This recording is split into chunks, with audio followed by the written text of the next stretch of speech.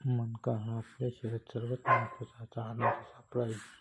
मणक्याची रचना पाहिल्यास एक एस आकाराचा वळण देत जाणारा भाग दिसतो. आपल्या मणक्यामध्ये नैसर्गिकरित्या 4 वेगवेगळे भाग असतात आणि या सर्व भागांच्या साहाय्याने आपल्या पाठीचा एक मणका तयार होत असतो.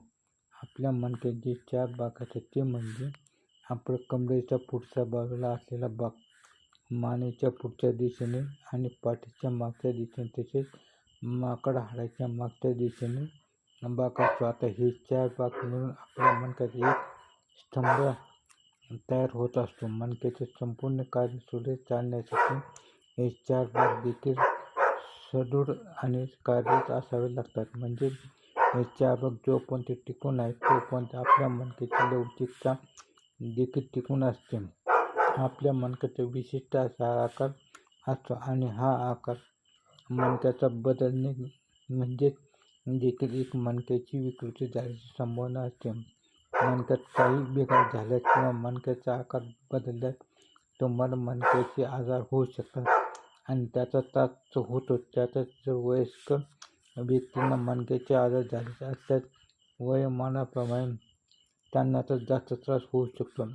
आपणास असे समजतो की तसे होत नाही. मणक्याचा आजार नसू देखील शकतो. मणक्याची आजाराची लक्षणे कोणती ते समजून घेऊयात. साधारणपणे मणक्याच्या आजाराची ही लक्षणे लवकर लक्षात येत नाहीत. मणक्याचा आजार झाल्यास तुम्हाला सतत एका जागी बसले तर पाठीचा कणा हा आखडल्यासारखा वाटेल किंवा पाठीमध्ये तीव्र वेदना देखील होऊ शकतात. त्यामुळे असे लक्षणे जर जाणवले तर समजून घ्या की तुम्हाला थोड्या बहुत प्रमाणात मणक्याचा आजार त्रास सुरू झाला आहे. मणक्याचे आजार झाल्यास मज्जासंस्थेवर ताण पडून आपल्या पाठीचा कणा दाबल्यासारखा जाणवतो.